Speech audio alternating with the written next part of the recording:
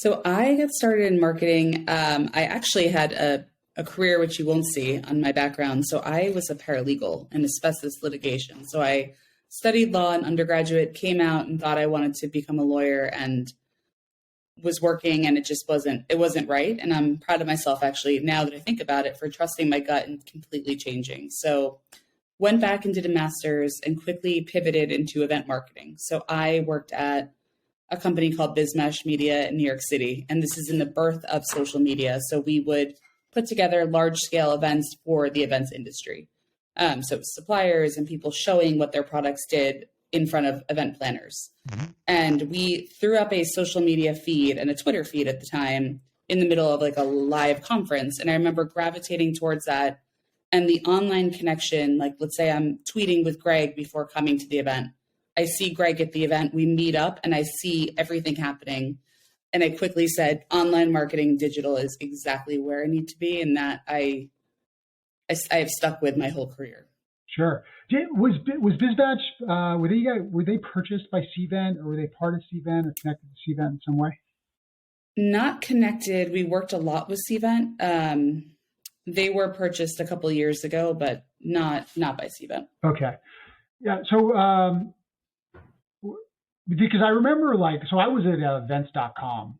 I was, helped kind of build that company and get that company off the ground. And most of the event type of stuff that we did was in the either like race management space or festivals and those types of things. But we'd occasionally dabble in the like the conference side of things. And we were always looking at what other people were doing. And there was some really cool technology around almost like live streaming, like real time social feeds at these types of events that I always thought was like a really engaging way to kind of interact with people. But things have really evolved, huh? It's cool. It has evolved. And it's funny because I spent about 10 years in the middle of my career in financial services. And we did this at one of the events and that was very new to them. So it has evolved, but still that just instant engagement and engagement period is what social media and digital is all about. So yeah. It's interesting to see that it still has that like wow factor. Yeah. I mean, it's really cool, right? Like just the whole concept of really kind of, bringing things, really participants kind of into the experience of the event. I think that's what that enables us to do. So, I read a blog post that you put together recently talking about the future of events, and it's probably still going to kind of stay in this hybrid world for time to come. Like, what's your take on that? God, well, I would love it to go back to normal, but yeah. The world has its own view. I think it's going to remain hybrid through the end of this year. Mm-hmm. I do think there's a lot of benefits towards hybrid, and my company is actually planning a live event with people in person. So we'll see if that actually happens in the fall of next year. But I do think there's a lot of pros to a hybrid and or a virtual event. Mm-hmm. It's crossing borders. We're sitting here today on different time zones without having to fly to each other, with the exact same interaction and one-on-one. So I think there are a lot of perks for many of us to, sit from our house and listen in and tune in and engage. I think testing protocol is rapidly evolving within the events industry. So I think I am cautiously optimistic that in-person will happen until fall, but I'm hopeful by 2023 we'll be seeing a trend towards normalcy or whatever the new normal is. I was talking about this with someone the other day, just about hybrid work in general, and are the days of, 5 days a week, 8+ hours a day in an office done? And, I think the consensus is that they probably are. Work as we knew it in the past is done. With that being said, there are things that you can't go 100% hybrid, right? First of all, there's a lot of people that can't work from home. This is work environment. Secondly, there's just a certain amount of like culture and collaboration and different types of things that are really difficult to mimic an environment. But I think one of the positives that came out of this last couple of years is the fact that technology did evolve and the comforts of people sort of living in this kind of virtual environment is higher and we're better at it.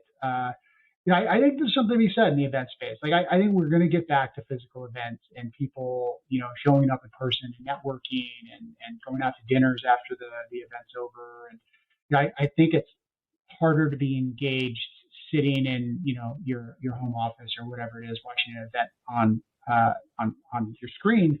But at the same time, there's a convenience of it that's really nice. Absolutely. Right? You don't have to fly cross country to go to an event. So. And hey, listen, people maybe will actually learn how to mute. We're 2 years into my this. God, and I feel like every meeting, I was on a meeting this morning and people weren't muting. It's like, guys, come on. Guys, figure it out. Like we Seriously. Yeah, no, I'm with you on that. So I know you kind of talked about that, and that's something that interests me about your background, right? I mean, an idea I was going to ask you about the legal side, because I saw that your undergraduate degree was American Studies and Legal Studies. I was like, oh, she must have, there's probably law school or something like that was like, in the plans. But it sounds like you actually were in the industry for a while. And then it was in the plans, and then my plans evolved because who knows at 18 what they want to be. So, well, you're a prolific writer, and I would assume that all that time in that space really sort of honed the writing ability, right? I mean, there's a ton of writing that I was assuming you were doing in that role. Yes, lots and lots of writing. I am very good at short form content. So I think, career advice wise, not that you're asking, but figure out what you can't do. I work with, I'm lucky to work with writers for when I was running my own business for clients to bring their views to life. So I definitely write. I'm glad that you like it. I try to keep it visual, short as much as I can. I love quotes. I love images. So, try to cut through the noise. Like the digital fatigue is very real for many of us. So thank you for reading what I'm writing. I do appreciate that. No, absolutely. Absolutely. And I think a lot of people must be reading what you're writing. You've really done a good job building yourself up and a brand and a following. And I actually like to talk a little bit about that. Before I do, I selfishly need to ask a question about your athletic career, right? Obviously. Sure, absolutely.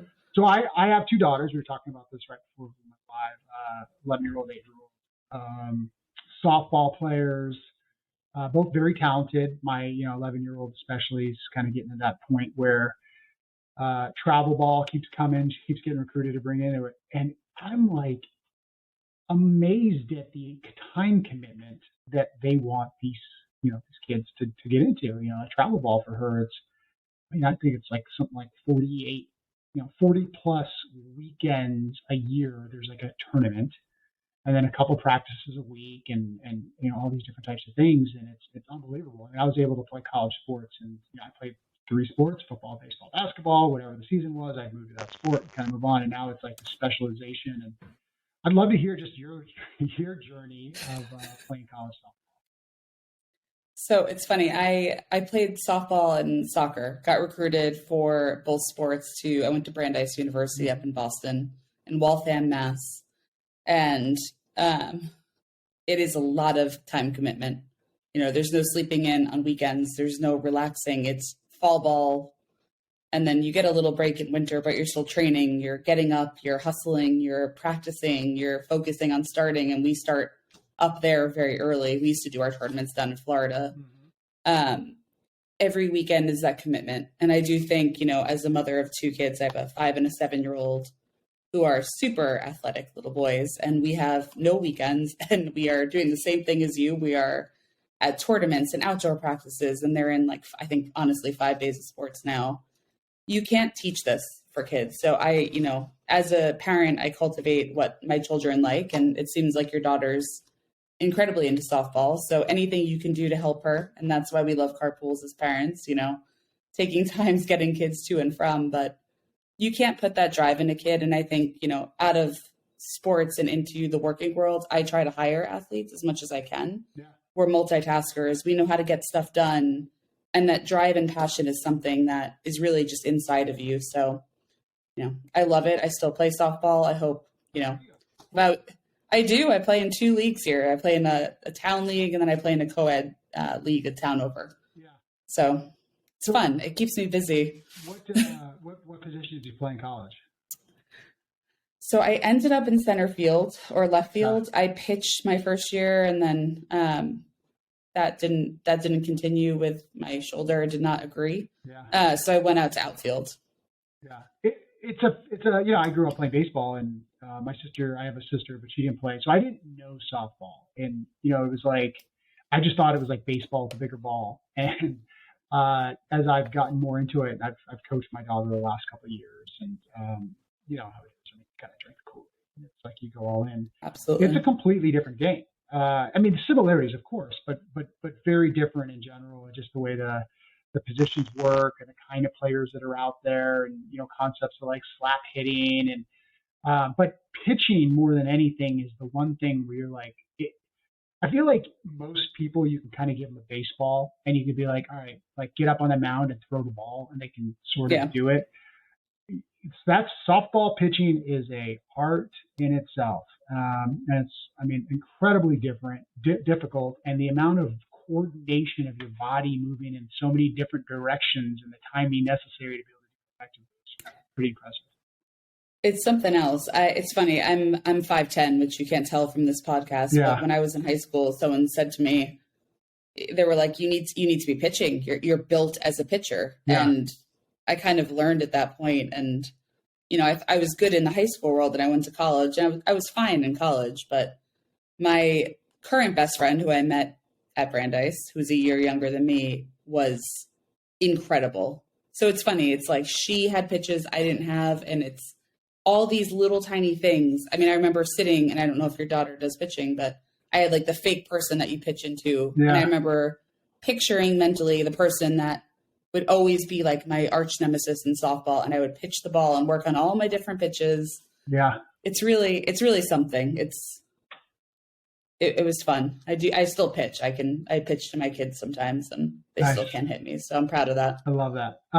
My youngest daughter does pitch. So she's getting, we have a coach that she works with, and I sit through those practices. And I think that's where my appreciation for it comes, is like the things they're asking her to do. Which, by the way, she's doing a great job picking it up. I'm like, I'm awesome. Not coordinated enough to do all these different types of things. But I have another friend, successful entrepreneur. She has a great company, and she pitched in college. And it's funny. She has a similar kind of story she tells in conversation about just how, like, she'll be like, I didn't throw the hardest, I didn't have the best anything, but when I got on that mound, like, I would just look at that person, and I was like, there's no way this person's going to hit me. And she just like grind through these games, and it's like something that she's really taken, professionally. She's done it professionally. She's built an extremely successful a company. So it's interesting to hear you say that. Like, do you think that that's something that you learned in sports that you've taken with you professionally, or is that something you think just innately just who you are? I'd say probably both. I think it's inside of you, that, if someone gets up that's taller and scarier and you're there, it's a little bit of a mind game. You're looking at someone no different than walking into, a conference where you're speaking and there's a room full of people, that fear, that excitement. To me, it's a rush. So I think part of it you learn, and part of it's just inside of you. Yeah. So, all right. So getting back to the professional side, as I've just done my own, research on you, you obviously, you're very successful in your own rights. You're your own consulting company. I know you recently just joined a firm in a full-time role as well. Obviously, you're providing marketing services for other companies, but you've also, from what I've seen, done an amazing job marketing yourself, building your own personal brand, following. You've received a number of different awards. You've spoken at countless events, and it's rare, right? It's like the old, sort of that old saying of like, the cobbler's kids go without shoes, or, whatever. It's like a contractor's house is in shambles, right? Like, a lot of times people are really great at doing something for other people, but they sort of neglect doing it for themselves. And it seems like you've been really good at being able to do it for yourself as well as other people. I'd love to hear a little bit more about your approach to self-branding and marketing and kind of building your own, self up. This could be my favorite thing to talk about, so I could go on forever about this topic. Someone told me early in my career, that we are our own brand. This was before, I didn't even have, I did have a computer in college, but like it's not what it was now, obviously. our personal brand, our digital profiles, they're present for life. So we have to be mindful of what we put on. But, Greg, you look at me and you Google me, and what comes up on that first page? It's likely my LinkedIn, my Facebook, my Twitter. I have different preferences and privacy settings on all of them now. But, for anybody that's really trying to build their career, focus on yourself as a brand. Practice what you preach. I do digital marketing. I do social media marketing. I am well within this industry, and it feels like if I'm telling others to do this and spend time developing content and I'm not doing it myself, it feels like a complete miss. I block out time. I practice what I preach, and I make time. I don't like excuses for people that say, I have no time. Well, if you have no time, then don't do it. And that's fine. Just take it all off and don't try. But to me, having incomplete social profiles is such a faux pas. So I really have spent a lot of time. I don't spend as much time long form blogging as I'd like to, or what I used to, but I do post quite a bit on LinkedIn. I tweet multiple times a day. I'm a Twitter girl. It's my favorite channel. Instant, quick. You see it all unfolding. Facebook is all my kids, and it's for my parents and my husband's parents, and they see the grandkids. And that's, to me, what Facebook is. Or if I'm selling something, on a mom marketplace. And then Instagram is a hodgepodge, but I keep it personal as much as I can. Because again, it's just kids. So professionally, LinkedIn and Twitter are where I look. Yeah. So you just how do you do that within your day? Like, do you carve out an hour in the morning and it's just like it's a block in your calendar, or are you doing it throughout the day? So I keep a tool called Buffer. It sits in my toolbar, and as I am kind of opening up emails for the day and having my first cup of coffee after kids are out of my house, I go through it, and you just like hit a button if you like something that you're reading, and you can just put it to a queue of posts that'll go out later, whenever you want them to go out. Yeah. So a lot of times I just like my notes tab, I'm on a Mac, so my notes is like filled with articles that I find inspiring. Sometimes I'll share them. Sometimes I'll leave them. Sometimes I'll expand and write on them. But I started blocking out, 30 minutes a week.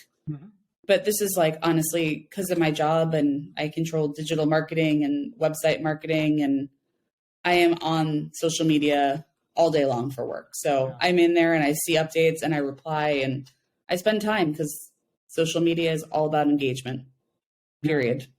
No, absolutely. They talk, one of the words I always find interesting, and I think it's kind of, I think it's difficult to do right?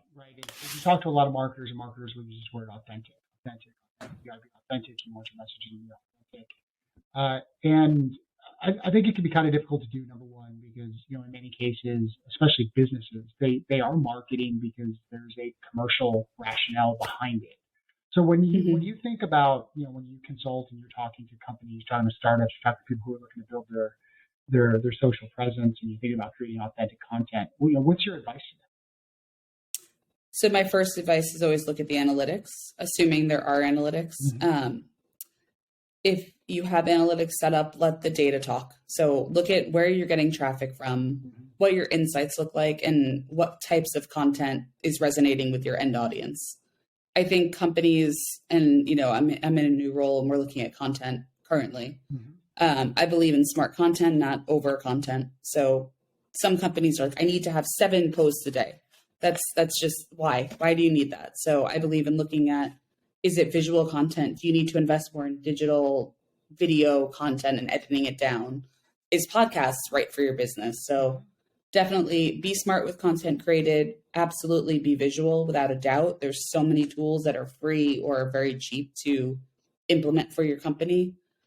And, not knowing where to get started, sometimes you just have to dive right in and take a chance. And then, you look at the data again, and you can be informed from there and adjust. But depending on where people are within their journey, or, where the business might be, I just love data. And that's why I love my job, because there's data attached. Tons of data. Always. Yeah. Tons of data, which is nice. Right.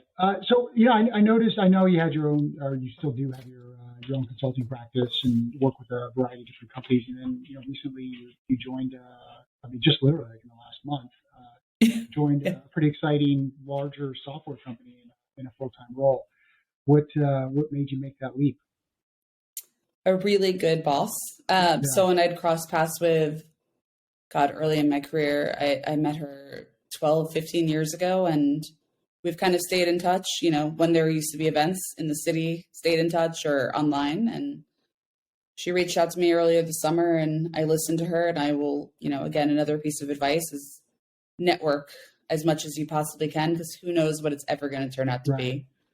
I like the idea of, this company under my role, which I'm senior director of performance marketing. I like that I'm able to touch the website. I'm able to touch customer marketing and advocacy, and I'm able to touch digital marketing and kind of blend my skill set, which was really attractive to me. AI is part of what my company does. So I've talked a little bit about data, but using data and having informed decisions is pretty much every call I've been on since I started earlier this month. So it seems like a nice career progression, and so far so good. Yeah, and it's a B2B company.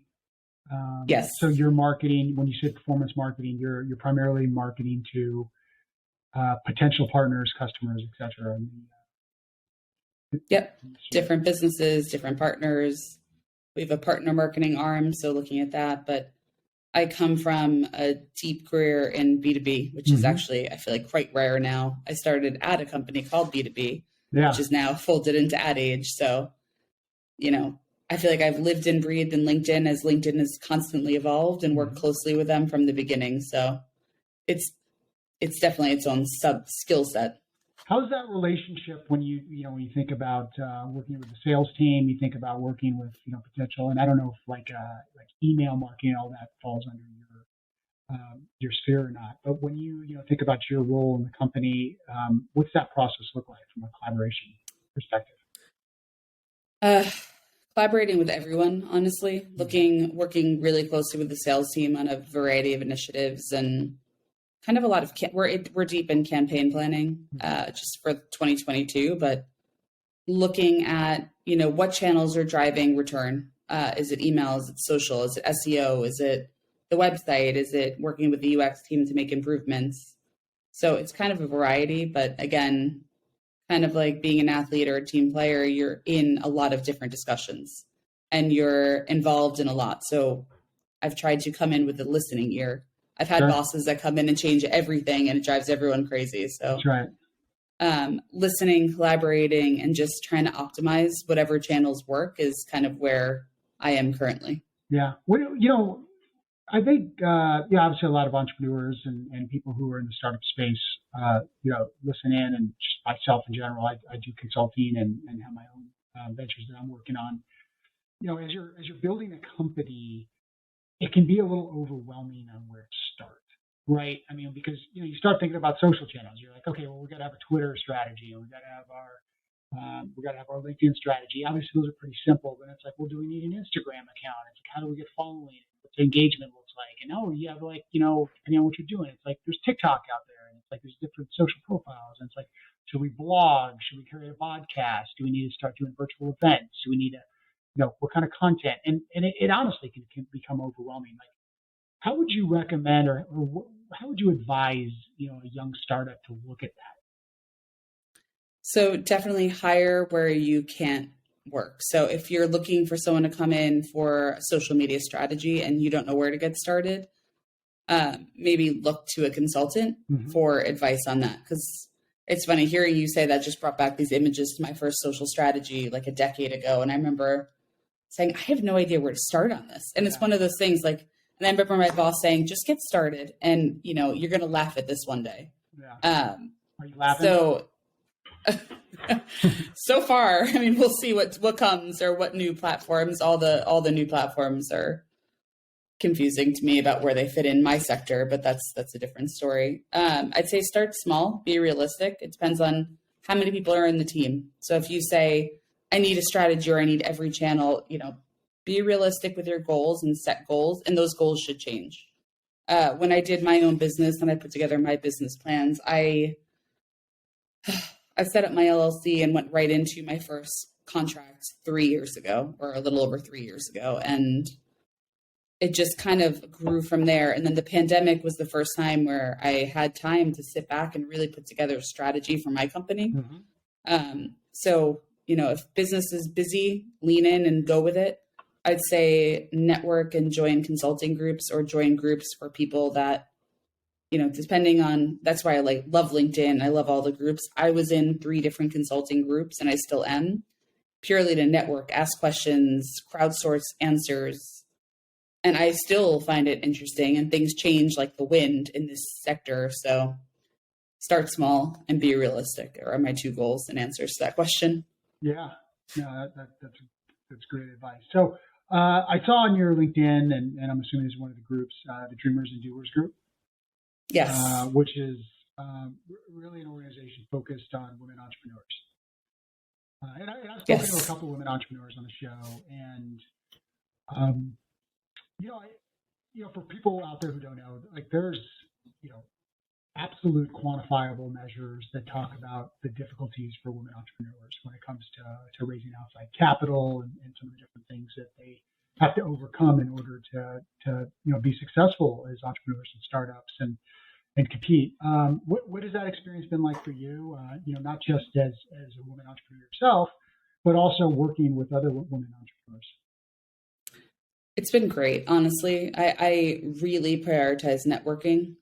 When the pandemic hit and business slowed down, I joined Dreamers and Doers and The Upside, which is another group I'm in. And I made time to talk with different people. And it's amazing how many people feel exactly as you might feel. I don't know where to start, or I'm having this challenge, or I'm having, guilt or this. But just having those conversations and realizing that I'm not alone was really helpful for me at different touch points. And I still love I love having virtual coffees and making time just to network and continue to expand, because you never know who you're going to meet or who you're going to need, or, I put it in the back of my mind, but it's been really great. I have met so many wonderful people in those groups, and it's just been very, very helpful for me within my career. And also even in my new role, I don't know if I need part-time help, I'd rather look to that group and hire someone there. So definitely women have their own set of challenges, and juggling children, work, and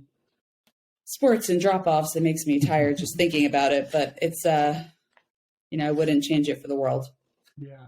No, I give similar advice in regards to just, it's like showing up at, there's like that old Woody Allen quote, or something to the extent of like 90% of success just showing up. And, to me, that just means like, go to the event, jump on the call, reach out to the group, like, whatever it is, like just, like motion makes, emotion makes commotion. Like you just got to kind of like move the ball forward and take that first step. And, you're right. Like just a conversation as simple as this, like you never know what's going to come from it. You get involved in an event or a group, and you start to talk to some people, and you meet one person and they make an introduction to somebody else, and things, so, good things come from those types of things. And I think a lot of people just, especially I think today, especially, if you're in a situation where you're working from home and you're just staring at the screen all day, like you can't be successful just staring at the screen all day. You gotta talk to people. Human relationships and interactions are still so important.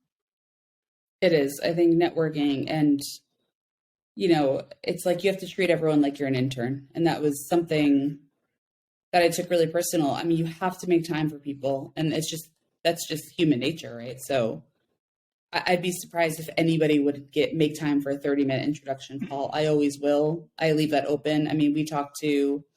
I met my husband in college. He played baseball, and we still are very involved with athletics, and we talk to people, and always will, for anybody that wants to talk about the balance and our careers. And I do a lot of webinars for my alumni. So it's really, networking is so key. And I think it's just one of those things that everyone should be doing, and stop making excuses and just do it. Yeah. Really. So what obviously marketing so much now is just driven by technology, and technology evolves very quickly. What out there excites you? Like when you're kind of looking around the horizon, what's new that's okay, this is going to be different, this is going to change things? I still love video. I think video is one of those, like, no one really knows. Everyone thinks, oh, it's so expensive, but there's so many ways of doing videos that are not expensive. So, we look at this now internally. We're looking at, okay, if we have one meeting with a customer, what can we do in that meeting? How do we extract as much content as we possibly can from a high value interaction. So I think video really excites me. There's so many tools that I'm trying to wrap my head around the amount of tools in the world. It's crazy. There's so many tools and so much consolidation of those tools currently. I think every network changes nonstop, and I read a lot of industry blogs to try to stay up on it. TikTok excites me. I watch a lot of TikToks and watch my kids and their friends TikTok, which is so confusing to me. But trying to see where this fits into the spectrum of what I might do or how I might use it is really interesting to me. What else is interesting to me? I think employee advocacy is incredibly interesting and something that a lot of companies are missing. The tool stack has kind of changed there. So looking at vendors currently, but leveraging internal voices is something that I think is so often lost by companies. So looking into advocacy and just sharing the voice of, okay, I'm on Greg's podcast today, and then tomorrow, how am I going to leverage, the end result? And thinking about this from a marketing perspective internally, everyone has connections that have connections to have connections. So Sure. how do I simplify the process? Employee advocacy really excites me. Yeah, that's interesting. Like, a lot. I'm not real familiar with that. So help me understand that a little bit more, some of the different tools that are starting to come out there. So LinkedIn had a great tool, which is no longer around, but that's, we'll see where that lands. But there are so many tools that essentially serve content. So you might go in and share 3 things that you're watching today. One might be, sports related about the 49ers win. One might be something about changes within security, and something might be topical that happened over the weekend. Mm-hmm. And you can kind of curate that with conversation, and then internal teams can then say, okay, this fits in, let me broadcast this to the company. And then people internally could actually take what you think is interesting and share. Now, that doesn't have to be anything related to whatever your company is producing or selling or talking about. So the idea of having content that has nothing to do with your company, but is timely, topical, and relevant. And then people start searching you, and then they see, oh, well, he has a podcast. Should I go listen to the podcast? Should I subscribe? Should I go to the website? So it has these ripple effects on the benefit ultimately for the company and helps your reach. So, I find it incredibly interesting. We did this when I was at CFA. This was a major priority. And building it out and showing, what this looks like. The lift for our company was so tremendous. So looking at this now as a major, major thing we're going to do this year. Nice. And so you're leading a charge at the new company then to help bring this in, or was this something they already worked on? I hope so. They have a system and a process, and we have someone that just started this week, so she's going to own this at my company. Mm-hmm. I think just, I think a lot of companies, when they have a speaker, they don't leverage them as well as they should. So it's not even the advocacy bit. It's, okay, here's some images you can use. Here's some content that you can literally drag and drop and post. So with content and lift, as you're developing content or you're thinking about social or specific channels, how are you making it easier for your audience to then take that and put it in the market? So maybe you send me an image and a post and I put it out there, it's done. So again, back to making time to network, making it as honestly as 101 or as social media 101. Here's an image, here's content, put it up. And the idea is to drive traffic back to whatever you want. So taking the stress out of where to start and giving people what they need to start has worked for me in my career. Yeah, no, that makes sense.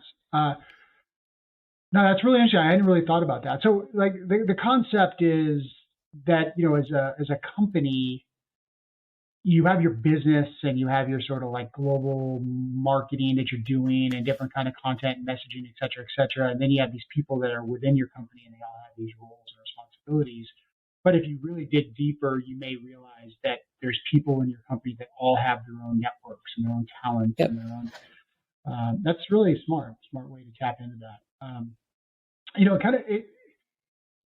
Actually, there's another question, something that interests me, and it's in the same vein, and it's this growth of just influencer marketing in general. Right? I mean, however many years ago, influencer marketing was definitely not what it is today, and you're getting more companies that are trying to figure out how to tap into that.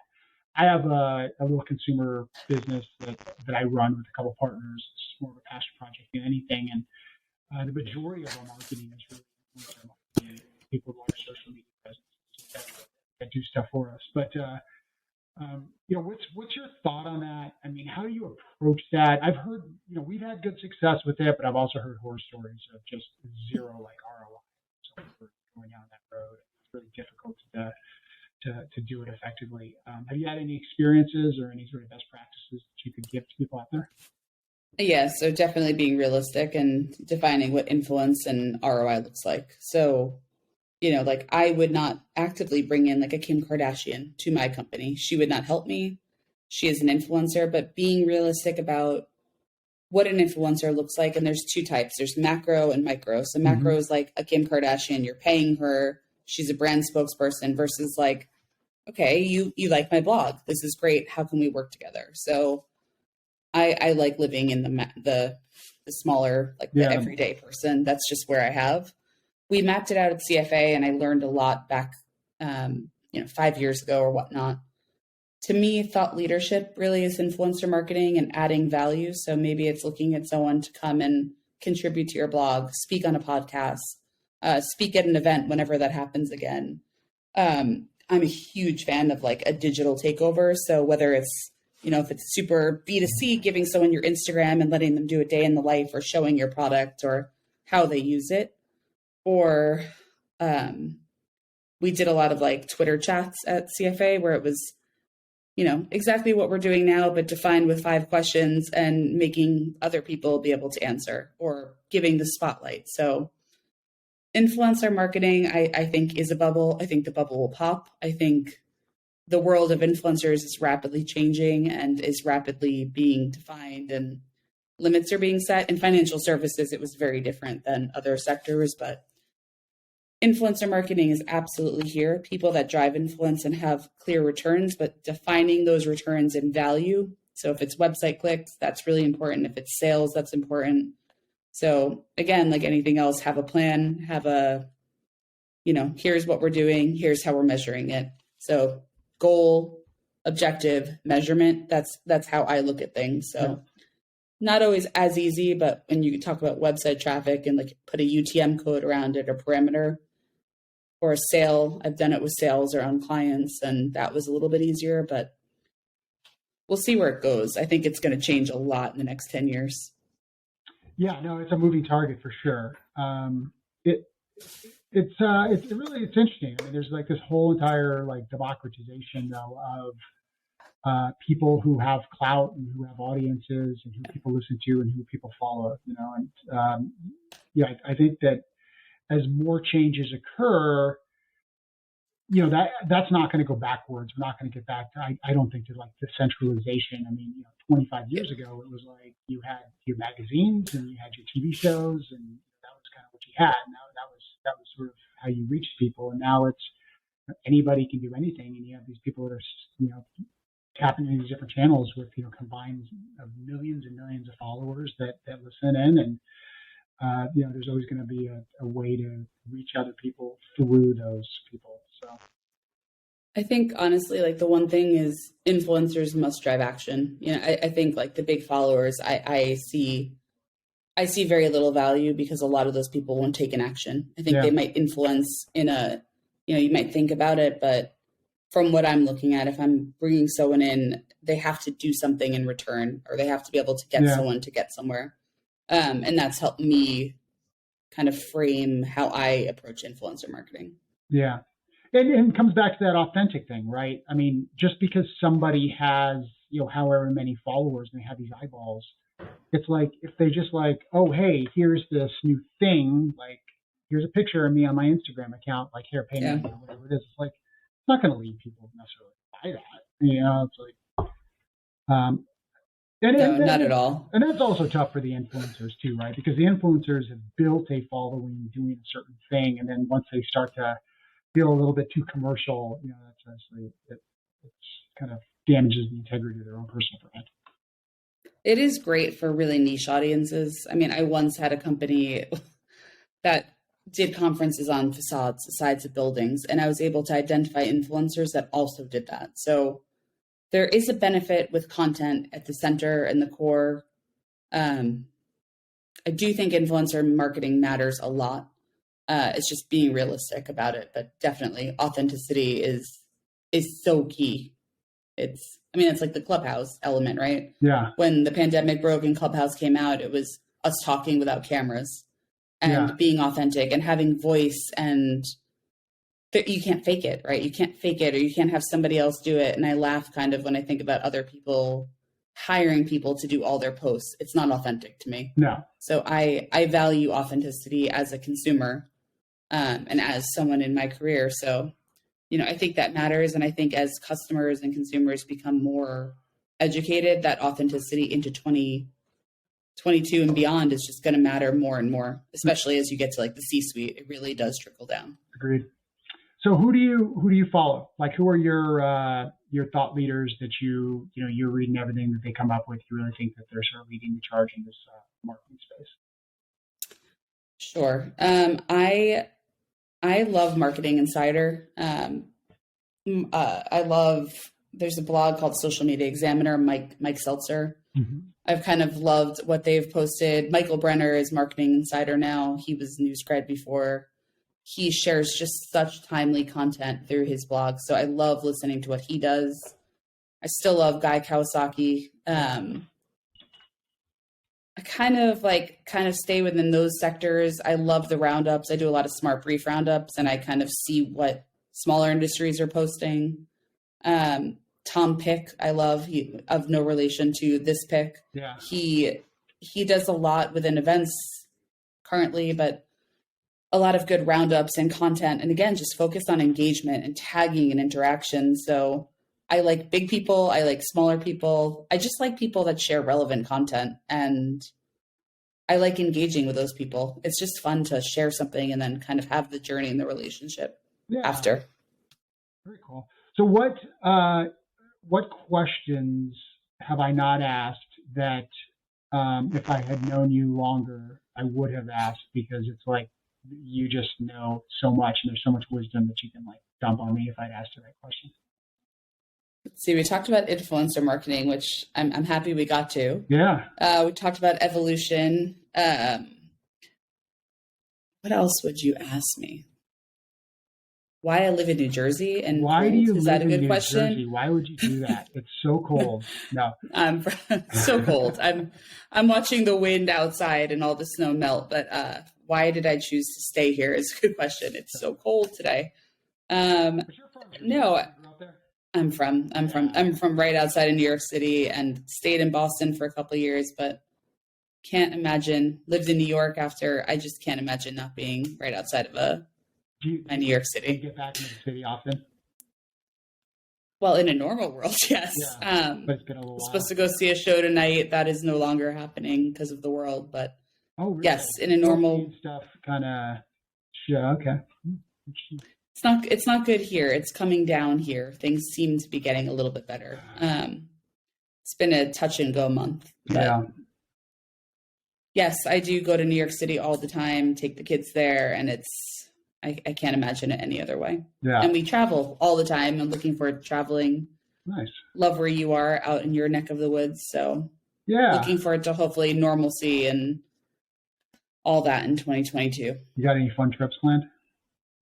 We are going to Florida next month Okay. with the kids. So that should be fun. A little warm weather and seeing a bunch of friends, and excited for that, just to swim and do not much else. No over planning of vacations. And we're looking at Hawaii at the end of the summer. So thinking of doing, like, before my little guy starts kindergarten, just thinking of doing a real big trip.